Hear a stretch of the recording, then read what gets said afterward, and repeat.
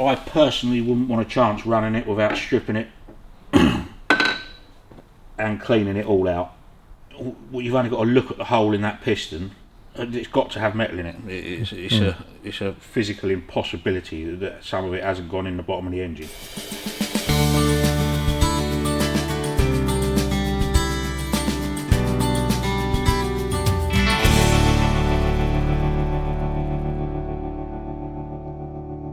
What do we got here then?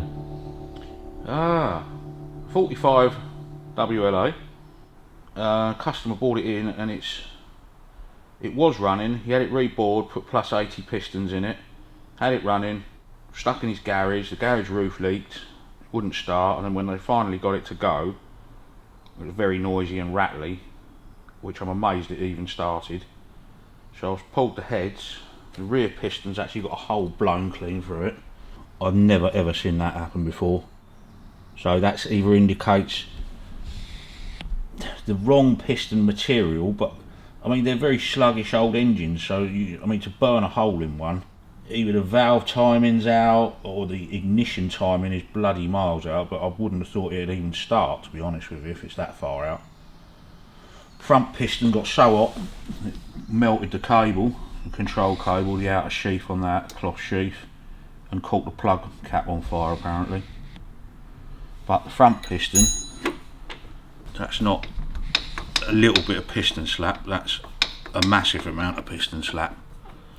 I don't know, I would say it's been engineered wrong when it's put back together, because there's no way you can wear a piston out that much. That's like 70,000-80,000 miles worth of wear, and it hasn't done anything. So it's either mismatched pistons and bore sizes till I get it all apart and measure the pistons and measure the bores back to the standard.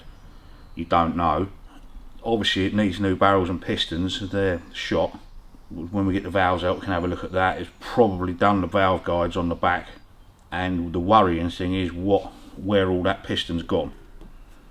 So if it's down in the bottom of the engine, if you look down the bore, look, see all of that down there, that's aluminium. All this, that's piston.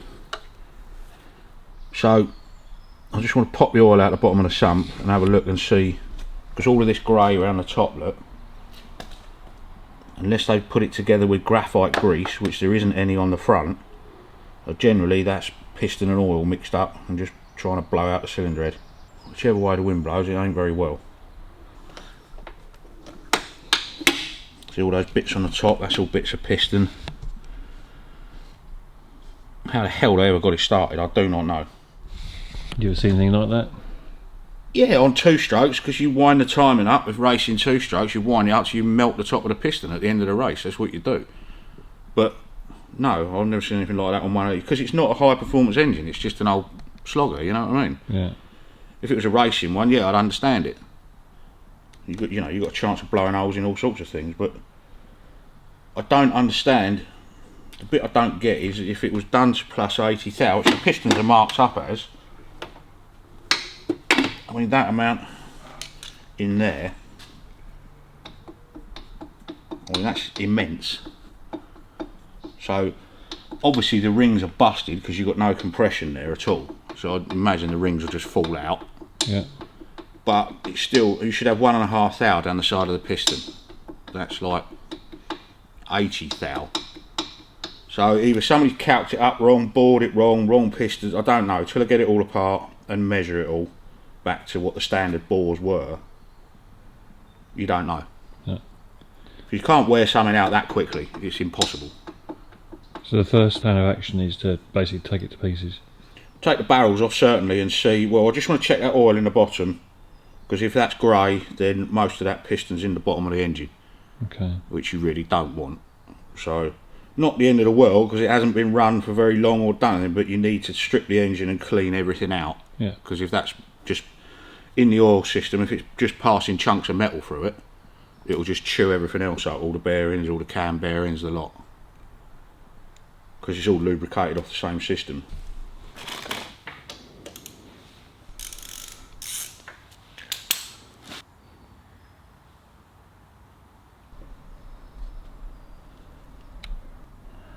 got an awful lot of oil in the sump as well. This is basically what you do after your winter layup. You pour this oil, if it's clean and good, back in the tank. I don't think we'll be pouring that back in. Eh? I don't think we're going to No, I don't think you'll be pouring that back in. One, I can smell it, because there's probably a load of petrol down in there as well. Let's just block that off for a minute and pour that away and we'll get another one. See that swirly on the top? You see it slightly? Yeah. That's all metal. Which is not what you want to see in engine oil. I can feel it on my hands as well. It's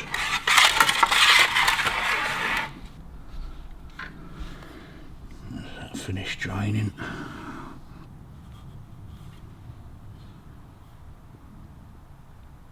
Yeah, it's got metal, I can feel it. You thought it felt gritty? Yeah. Not massively, but it's there. Yeah. Which you'd expect, wouldn't you? Looking at that, realistically. Right, so let that drain. We'll whip a barrel off. I've got to try and get the back one off first because it's all stuck on there. But he was asking about the age. The engine is 45, definitely 1945 engine. Yeah. And all the frame tag marks, all the casting marks, date it to wartime. You can't date a frame so much, you know, but it is a proper wartime frame. Because with alterations, they made this up to like, I can't remember what year they made them to. Very late though, so it's definitely a wartime frame though. So even though it's labelled up 42, which they did, apparently if they got captured, it confused the enemy as to how many were actually made. Okay. That's why they, well, Gordon said that yesterday, but there's no reason to disbelieve him. So they labelled everything on the WLCs. They went to 1943 and everything was labelled 43 WLC. On these it was for everything after 42 or 41 right to the end of the war was designated 42 WLA. And that's why you see that all the time. Yeah, but you've got two matching casing numbers underneath, and that's how you can tell what year the engine was made.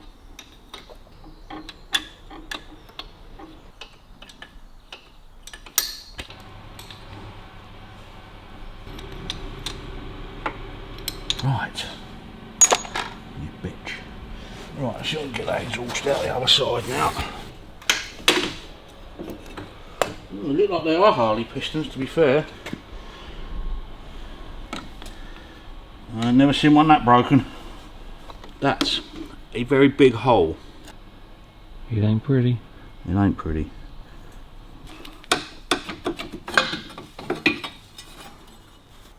Let's get that front barrel off and see what's left of the piston rings.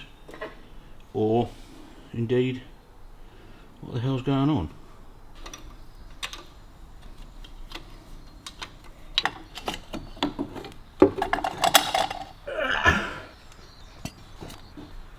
Rings aren't broken, which is very, very surprising.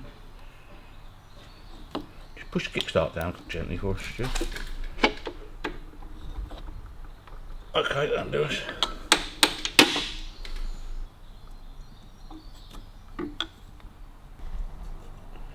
No, even that ain't that loose. It must just be piston to bore size.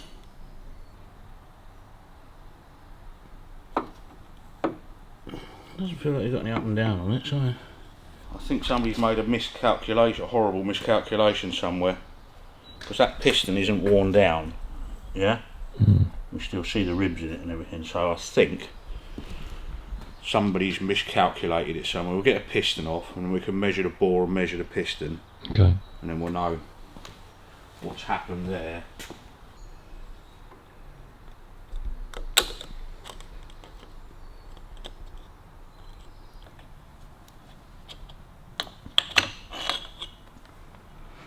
Right. Yeah. If you can get a bit of that super duper hard gudgeon pin, that hot, that's cooking. I mean, like, seriously hot. Seriously hot. Yeah.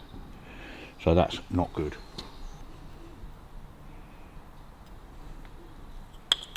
Yep. Right, so let's find out our standard bore. Cylinder standard bore. 2.7445 to 2.7455. I'm never going to measure it that accurate, but factory piston clearance 1.5 thou to 2.5 thou taper cam ground pistons they're called. And that's your 4 digits, that's thousandths of an inch, so you want plus 80 thou on there. You've got 4, 8 and 4 is 12, 2.825 roughly on the bore. Your piston size will then be minus 1.5 thou, so 8210, 2.810 roughly on the piston. Right, if you're measuring a piston, you always go across, gudgeon pin goes that way, you measure your piston that way, yeah? Mm-hmm.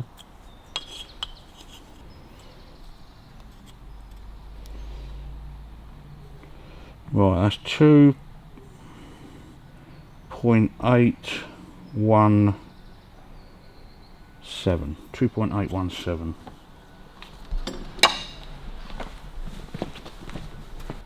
2.817.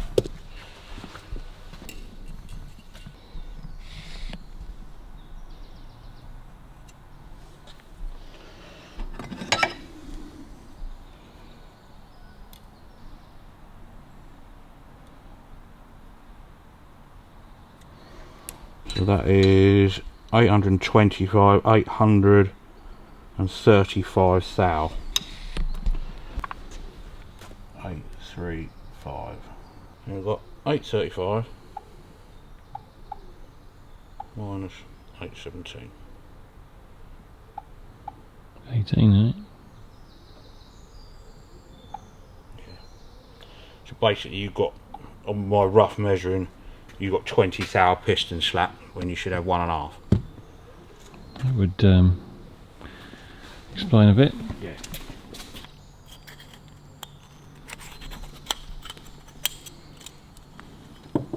Well, ring gaps are reasonable.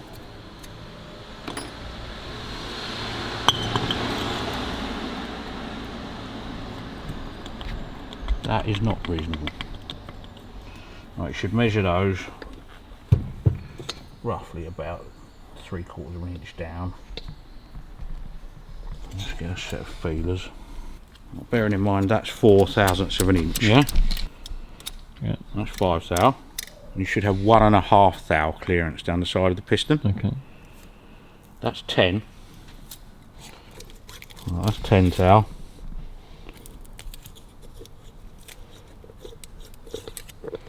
And that should be what you should be able to do is put 1.5 thou. They call them ribbons. Yeah.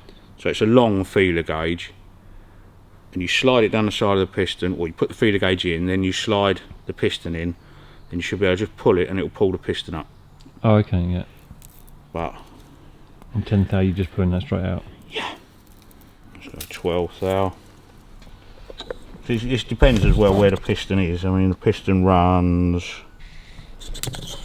that way, so that should be your tight side. That's 15 thou. So you ain't got a lot of oak with that. That's never going to work.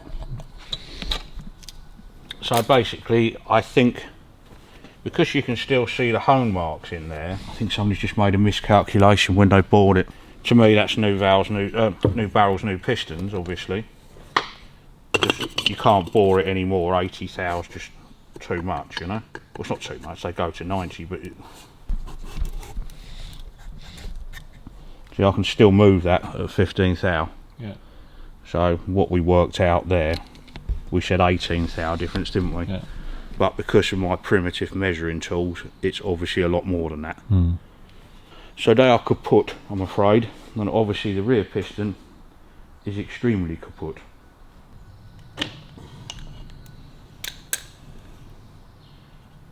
There's half a piston ring. Now, as Danny Reuter said, this is completely bollocks.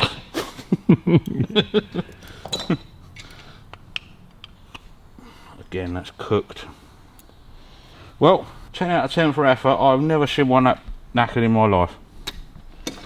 I've built a few of these now.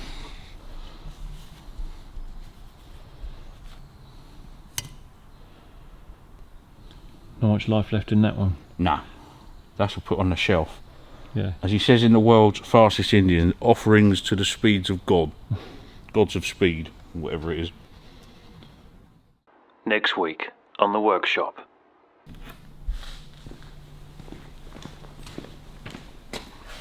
See all the hammer marks on them, look? That's how they true them up. Oh. You support it on V-blocks there and there, and you literally just hit them with a hammer until they're trued up. I'm sure there are better ways of doing it, but